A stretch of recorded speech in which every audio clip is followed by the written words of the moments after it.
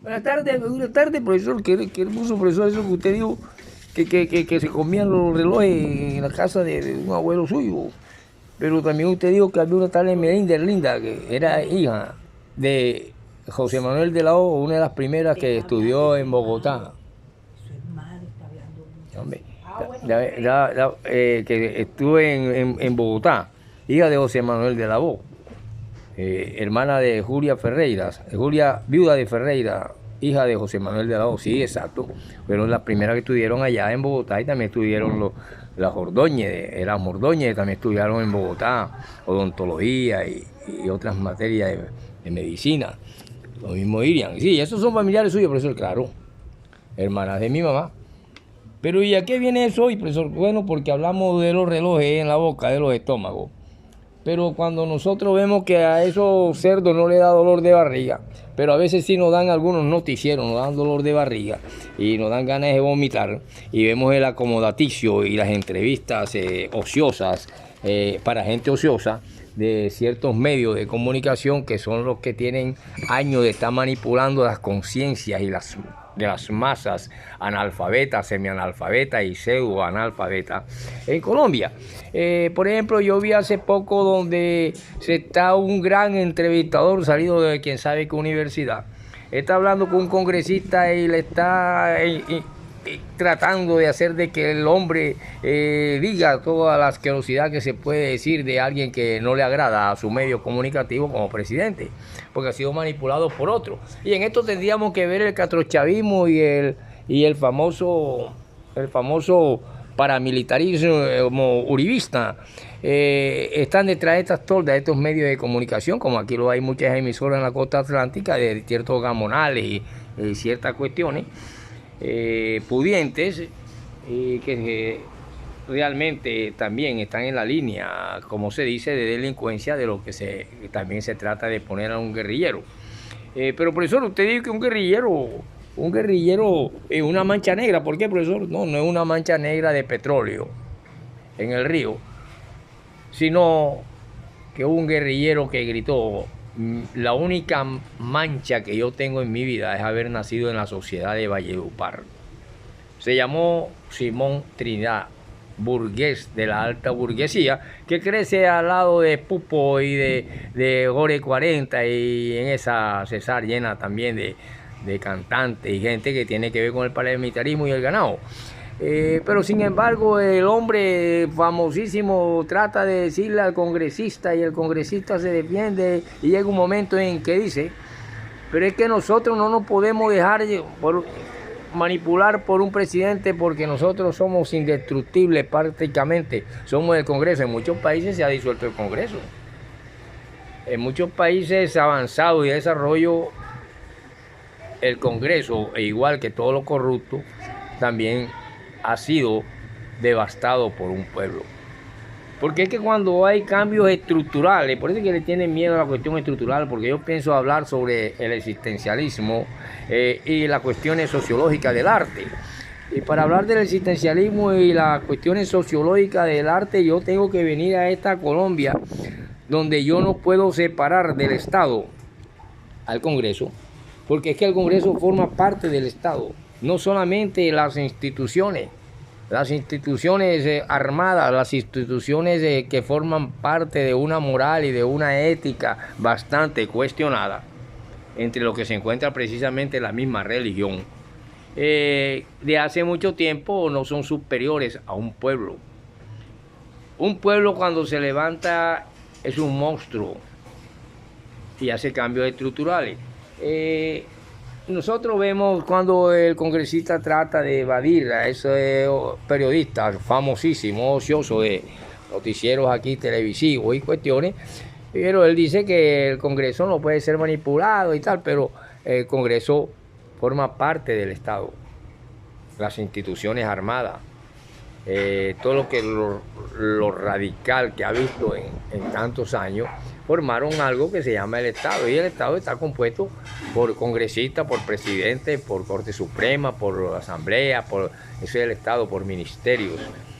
Pero cuando un guerrillero dice que mi única mancha negra es haber nacido en la sociedad de Valledupar, ya es otra cuestión, y hay cuestiones de conciencia y que algo ha visto en la sociedad donde él vivió, que se da cuenta de una cantidad de cosas y se va al monte.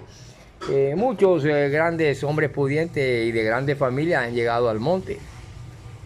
Yo, como desde este punto de vista, creo que no me extraña cuando alguien llega por vía de las armas o por el pueblo que le empuja a la presidencia, que cierre un noticiero, que cierre una emisora. Hay otras emisoras que son del pueblo, que son de otras líderes de conciencia y de lucha, y que son más convenientes, porque como usted va a estar buscándole que si el presidente se peó, mire que el peo del presidente de la República actual es menos hediondo que el anterior que había, y tiene como la primera ministra, como en vez de votar, que vota chocolate y cocinan así, ¿por qué manda a poner una inyección a no sé qué? El presidente no es médico. A mí me dice, ¿cómo hago yo para rebajar? Tómese 5 ajos y rebaja y quema. Pero también le puede producir otra cosa. Entonces eso no quiere decir que Ferreira, que el poeta Ferreira, que el profesor Ferreira es más bruto, más inteligente que nadie, porque le digo a una persona que se tome. Para eso está también el Ministerio de Salud. Aquí la salud, que no quiere aceptar reforma, vemos cómo creó un famoso CISBEN, que en última instancia cayó en manos de la misma clase en el poder, que trata de imitar la salud gratis, la salud para el pueblo en los países avanzados como Cuba y los demás, donde la medicina la puede estudiar cualquiera, pero que acá nada más son los hijos de fulanito y de sultanito, y son los directores de los hospitales y los dueños de los hospitales. Nosotros vemos cómo para sacar una simple muela te vale 1 millón, 2 millones y 1,5 millones, porque te mandan a hacer radiografía a los nuevos universitarios de esta clase social, de la cual el guerrillero dijo que se avergonzaba y que su única mancha es haber nacido en la sociedad de Valledupar. Ese guerrillero, viera ahora que creo que está preso, pronto saldrá. Vemos cómo usted por una simple muela tiene que hacer una fila, tiene que llevar a autorizar, tiene que sacar una cantidad de cosas según los nuevos. En cambio hay un odontólogo del barrio que tiene tantos años de experiencia, que toda su familia fue de experiencia, como los Chávez, como el doctor Garay, el doctor Nelson, el doctor gran amigo de el famoso médico general de aquí del barrio San Felipe. En un momentico, siéntate ahí, dame 20,000 pesos y pam, para vuela la muela. Y yo no sé hoy en día cómo se convierte esto en los famosos CISBENes y las cuestiones, en medio millón, una muela, o 2 millones sale para, mientras el tipo está con el dolor rabiando y no le echan ni un poquito de anestesia. Entonces, cuando nosotros vimos que aquí el famoso director primero que hubo en Barranquilla, que era de las líderes de los Char, Roberto Rosanía, que sabe que mucha gente del pueblo le cogió rabia porque era prepotente, y de todas maneras muchos estamos sin ver. Yo, por ejemplo, no le paro de si me muero por ahí en la calle, me muero, y por ese que no sé qué, que dan 20,000 pesos, que dan 80, que no sé qué. Nunca he parado bola esa vaina, pero fue uno de los directores y se empezaron a amasar grandes cantidades de dinero. Cayó no como en Cuba la salud, sino en manos de los mismos que vieron que podía engañarse al pueblo, o sea, el idiotismo, y a través de los medios, sí, ya estamos avanzando porque tenemos el CISBEN para los pobres, pero los cambios estructurales de los pueblos no son como la gran mesa de la cual caían las migajas y debían alimentarse los perros. Según la leyenda bíblica, cuando la mujer le pidió al Mesías que sus hijos fueran uno de los que estuvieran con él.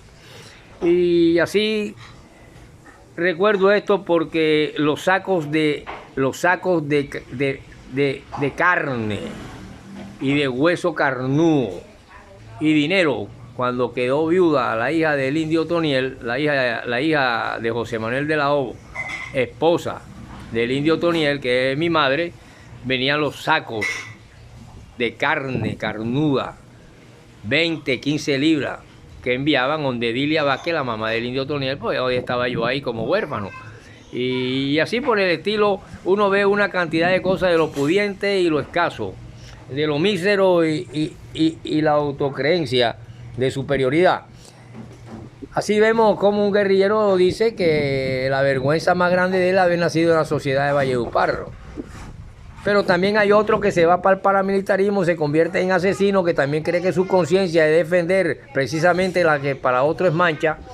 La historia de Colombia sigue y así llegó el famoso CISBEN, donde hoy vemos que en las cuestiones de la salud, que cayó en poder de la misma clase que trata de hacerle ver al pueblo que le está dando cierta garantía, pero que no es más que un negociado, nació la gran corrupción de la salud en Colombia, que por lo tanto un aporte que se da por cada una de las personas, por mí por ejemplo, si el Estado da tantos millones, eso en un momentico con 2 sacadas de muela se van. Pero ¿sabrá ese egresado de la universidad más que el doctor Chávez o que el doctor del barrio San Felipe frente a otros médicos generales que son del barrio? Ahí está la práctica y ahí está el ejemplo. Y por eso cuando vemos que un congresista dice que es superior al Estado, él no se está involucrando como parte del Estado. El Estado lo componen la rama legislativa, ejecutiva, judicial, pero el Estado tiene también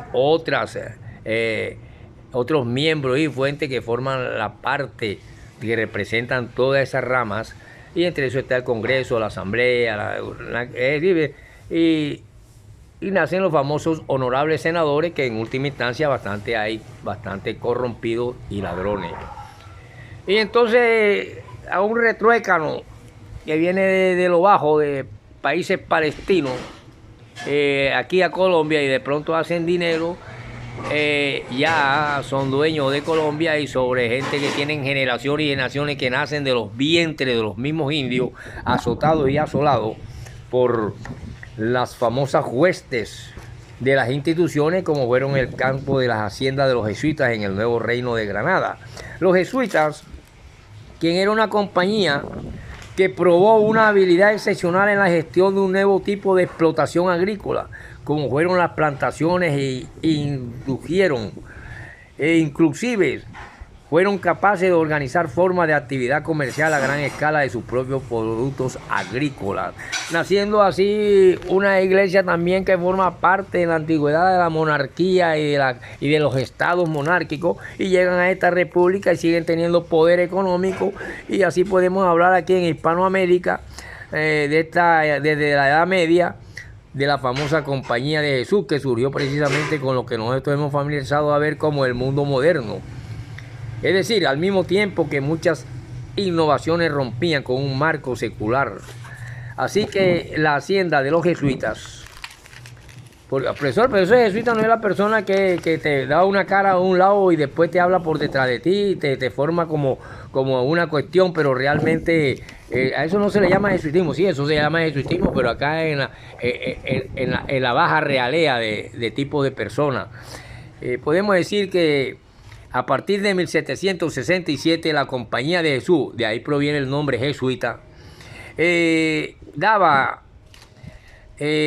extinguía en los territorios del Imperio Español. Los hechos todos sabemos que son bien conocidos. Así que llegó un momento en que el instituto religioso fue despertando siempre y fue adheriendo a él y fue creando repulsas cuyos motivos se registran en una gama indefinida de intereses. De un lado estaba lo ilustrado, que se conoce como defensas fervorosas, como la consagrada por Juan Ulloa en sus noticias secretas, y juicio favorable de enciclopedistas franceses sobre las misiones en el Paraguay y las misiones en el Paraguay. Así que muchos comunicadores, por ejemplo, de un Caracol y famosos de universidades, te cogen y tratan de hacer que el que están entrevistando se ponga en contra, aunque pertenezca al Estado, porque el presidente le recetó un mejoral a una persona para el dolor de barriga, pero resulta que el mejoral no era para el dolor de barriga, sino para quitarle una borrachera. Entonces el presidente no sabe nada y hay que tumbarlo, se va a formar una guerra civil. Y esos son los noticieros que realmente en una revolución, en un cambio estructural, no en un pañito de agua tibia, en un cambio estructural hay que cerrarlo. Pasan todo el día viendo si el presidente se pea y si el peo le hiede más que al anterior presidente, o la mujer del presidente anterior votaba era chocolate en vez de heces, y el de ahora no, es hediondo. Entonces estos noticieros son ociosos y tienen un pueblo semi-analfabeta, analfabeta y pseudo-analfabeta, que los aplaude y le creen todo lo que quieren que les diga. Ay, profesor, ¿y usted no cree lo que? Yo, porque tengo que creer lo que usted cree, o tengo que pensar lo que usted quiere que yo piensa, o tengo que hablar lo que usted quiere que yo habla. Usted tiene que respetar. Por eso yo quiero hablar del existencialismo y el ateísmo. Y para hablar del existencialismo y el ateísmo tengo que irme a la fuente misma de la sociología del arte, que se lo daré poco a poco en próximas clases, pero como quiero hablar de la coronación de un poeta, tengo que mencionar a un gran amigo poeta llamado Torregrosa. Y Torregrosa fue el hombre encargado, y aquí le mando un saludo a Mireya, la esposa compañera del hermano de Lino Torregrosa, en la coronación de Julio Flores. Ella es de allá de Pibijay, donde también hubo plata en abundancia y que los paramilitares arruinaron.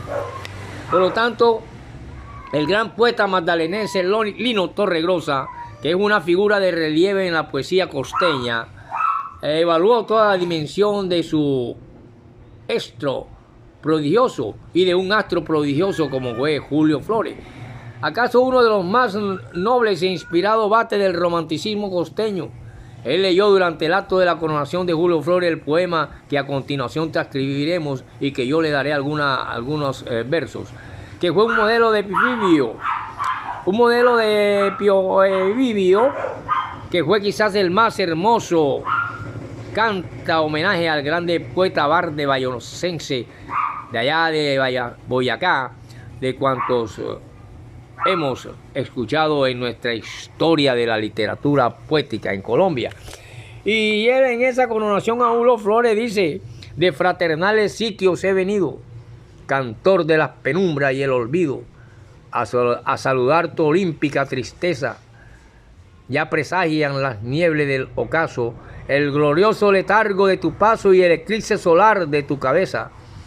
Mi corazón, como arpa acongojada, viene a rimar la estrofa desolada.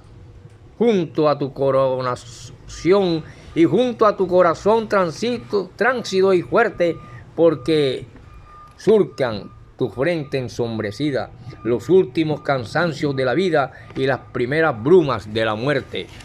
En homenaje a Julio Flores, Lino Torregrosa, hermano de un gran amigo mío y compañero de Mireya, que trabajó conmigo en una empresa, y que me la encontré hace poco en una ferretería, me dijo: salude, te manda el hermano de Lino Torregrosa, el poeta. Gracias, compañero Lino, hermano de Lino el poeta. Nos vemos en la próxima y no somos Chespirito.